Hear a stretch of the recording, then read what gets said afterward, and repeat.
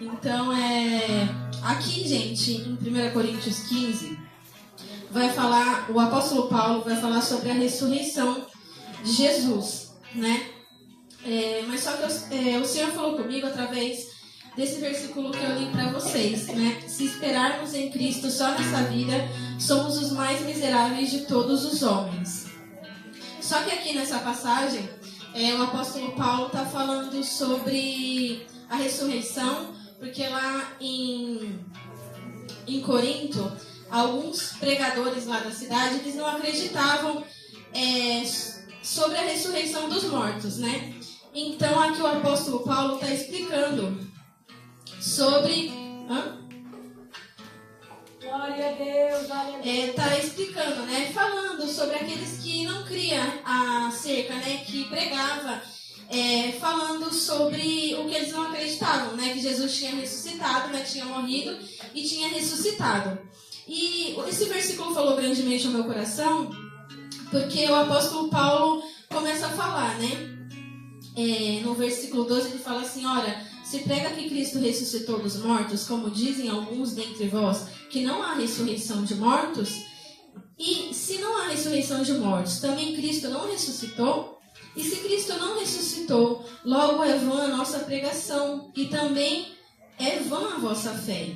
E assim também considerados como falsas testemunhas de Deus, pois testificamos de Deus que ressuscitou a Cristo, ao qual, porém, não ressuscitou, se na verdade os mortos não ressuscitam. Porque se os mortos não ressuscitam, também Cristo não ressuscitou. E se Cristo não ressuscitou, é vã a vossa fé, e ainda permaneceis nos vossos pecados. Então, o apóstolo Paulo estava falando como se não tivesse muito sentido, né? Se realmente não existisse a ressurreição dos mortos, e se Jesus não tivesse morrido e ressuscitado, a nossa fé seria vã, não fazia sentido, né? A gente criando uma coisa que não existe, né? Ao ver das pessoas que pregavam isso. Só que eu lendo, né, esse capítulo, o Senhor foi falando comigo no versículo 19. E falou assim: se esperarmos em Cristo, só nessa vida somos os mais miseráveis de todos os homens. E eu comecei a refletir, né?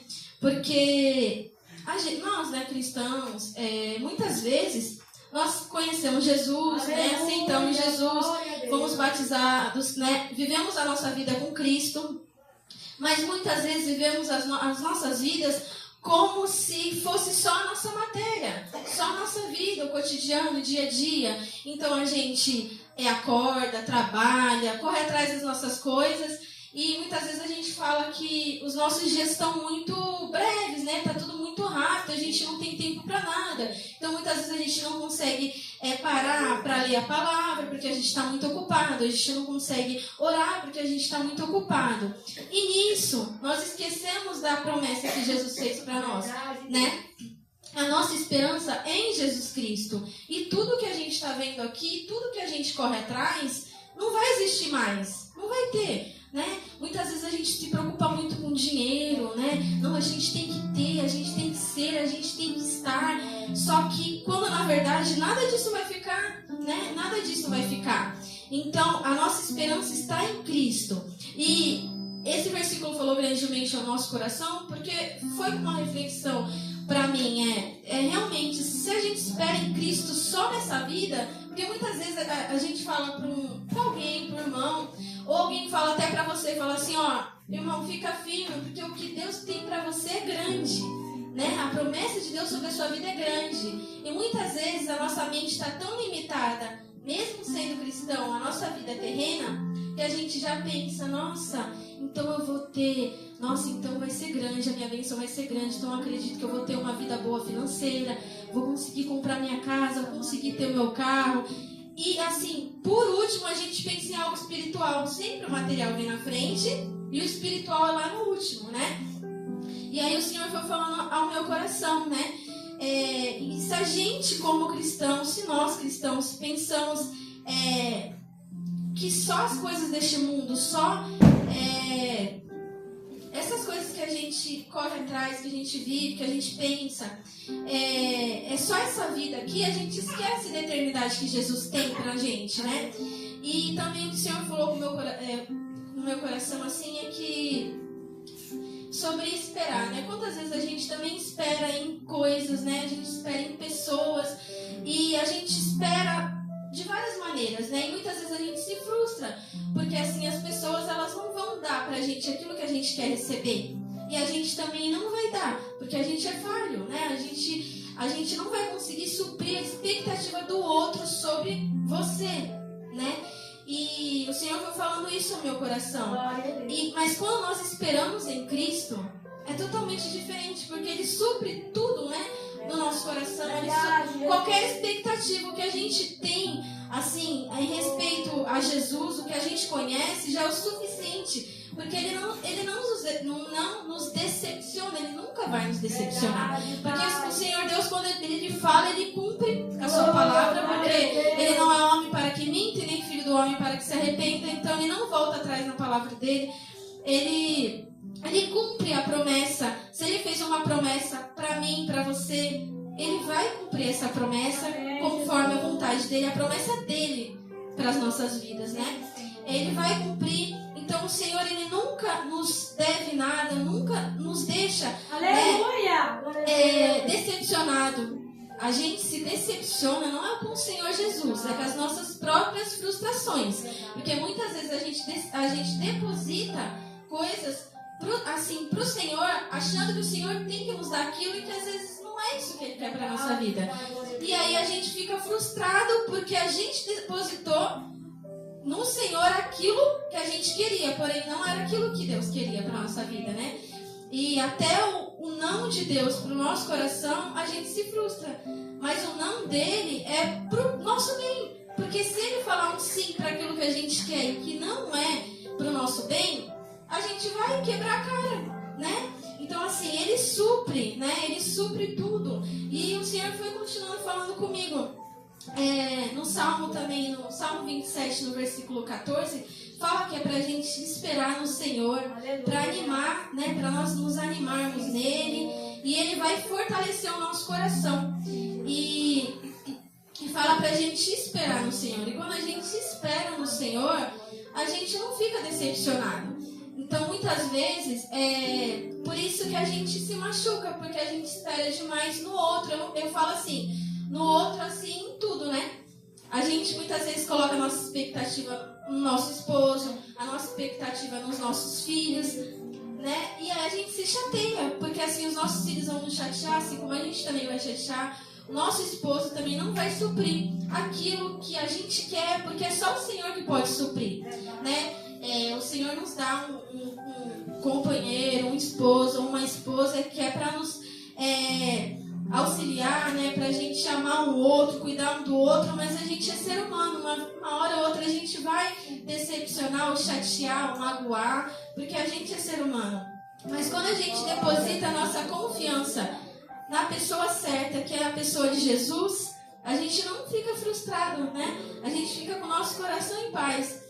E o Senhor foi falando comigo a respeito desse versículo, né? Esse capítulo, ele é um pouquinho extenso e fala sobre... O apóstolo Paulo fala para o povo de Corinto lá sobre crer, né, no Senhor, sobre a ressurreição, né? E que eles ali não estavam crendo. E fala conosco, né? Também através dessa palavra. Porque se a gente é cristão, a gente crê na ressurreição, né? A gente crê em Jesus Cristo. Então a gente tem que ter na nossa mente que a gente não tem que esperar no Senhor só que o que eu vou... muitas vezes, eu sou cristã, né? Eu faço a obra, eu vou ganhar alguma coisa em recompensa, porque é impossível que eu não esteja fazendo, né? A obra do Senhor, e o Senhor não vai me recompensar, mas Ele não nos deve nada mais, né? Tudo que Ele tinha, Jesus, Ele já pagou na cruz do Calvário, né? Ele já fez isso por mim, por você e por todos que estão aí fora, né? Então Ele não deve nada, Ele não fica devendo. Então, até na nossa mente, assim, muitas vezes, né, quando logo que eu me converti, eu comecei a fazer a obra. Primeiro eu comecei a fazer a obra por obrigação, né? Porque eu fazia porque meu marido tinha me chamado e eu tinha que acompanhar o meu marido. E depois foi por sofrimento, porque também causa sofrimento quando você está na obra. E depois eu comecei a entender, né?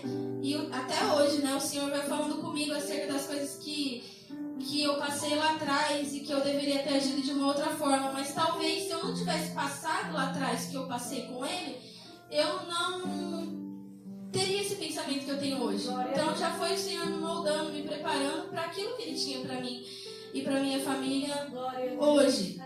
E todo dia a gente aprende, todos os dias. E quando a gente lê a palavra de Deus, a gente se sente tão assim confrontado, tão incomodado, porque a gente tem tanta falha, tanto. E aí o Senhor vai falando, e mesmo que você não queira, sabe, dar ouvido para aquilo, entra no seu coração, você fala: Senhor, perdão, tá bom, eu vou fazer isso, Senhor, me perdoa, Senhor, eu sei que eu não sou, sabe, que eu sou limitada, Senhor, mas me ajuda, até nisso, né? Até quando a gente quer algo, né, uma mudança dentro da gente, a gente tem que pedir para o Senhor, porque o Senhor quer ouvir da gente, né? Ele quer ouvir da gente aquilo que a gente tem para falar. Ele sabe o que a gente precisa, Ele me conhece, Ele te conhece, Ele conhece o nosso coração, mas Ele quer ouvir da gente, né? Porque Ele quer a nossa dependência, né?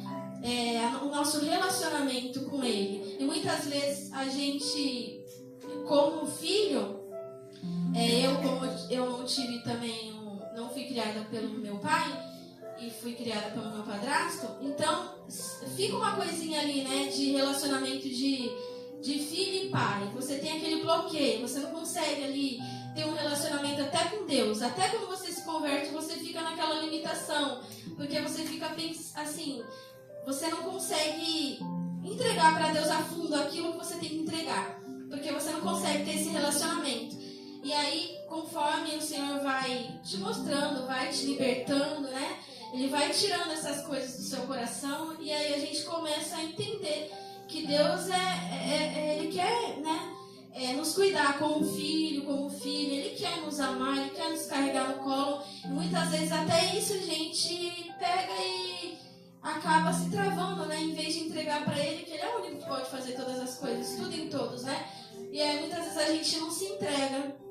E aí o Senhor, e eu comecei a entender que mesmo que a gente muitas vezes, que nem o meu esposo, né, ele não teve a criação dos pais, e eu fui criada pela minha mãe, mas pelo meu pai, não só pelo meu padrasto, né, que é considerado meu pai, né. A Bíblia fala ainda que seu pai, né, e sua mãe esqueçam de você, todavia eu jamais me esquecerei de ti. Por quê? Porque antes de a gente ter uma mãe e um pai, Ele já era o nosso Criador, Ele já era o nosso Pai, né? Ele já sabia que nós estaremos aqui, Ele já falou a respeito de nós, porque quando a gente foi gerado na barriga da nossa mãe, o Senhor já queria que fosse a gente, né? Mesmo que fale, a gente correu, mas é porque o Senhor quis tanto ficar no meio do caminho para poder chegar no útero da mãe, né?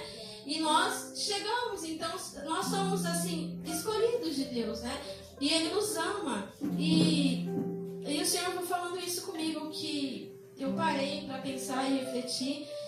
E falei: Senhor, perdão, né? Às vezes a gente fica esperando tantas coisas, né? Em várias pessoas. Esperando, se acontecer isso, eu vou esperar acontecer isso que eu vou ficar melhor. Não, se isso acontecer, não, mas se aquilo ali acontecer, eu acho que eu vou ficar melhor. Mas não pode acontecer tudo. Se a gente não estiver esperando em Cristo, estar contente com o nosso coração em Cristo, a gente nunca vai estar em paz e satisfeito, né? Porque só Ele pode trazer. A Bíblia fala, né, que a paz que excede todo entendimento. Não tem como a gente entender a paz que só o Senhor dá. E a gente sabe, quando a gente ora, né, que a gente começa a sentir a presença de Deus e a gente entra pesado na oração, depois a gente sai leve, chora e o Senhor, e a gente sai renovado, porque só Ele pode dar essa paz, é só Ele que pode enxugar as nossas lágrimas.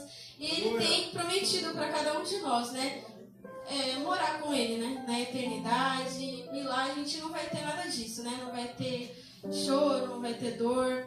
Ele vai acolher dos nossos olhos todas as lágrimas, tudo que a gente sofreu aqui, porque para Jesus também não foi fácil quando Ele veio, né, que Ele também sofreu, né, sofreu a morte de cruz, Ele foi humilhado, cuspiram nele, zombaram dele, e tudo que a gente lê na Bíblia que sobre o que Jesus fez, ele sempre teve que... Alguém que se levantou, um fariseu, né? Alguém que ia lá, porque era espiritual, né? E é espiritual, né?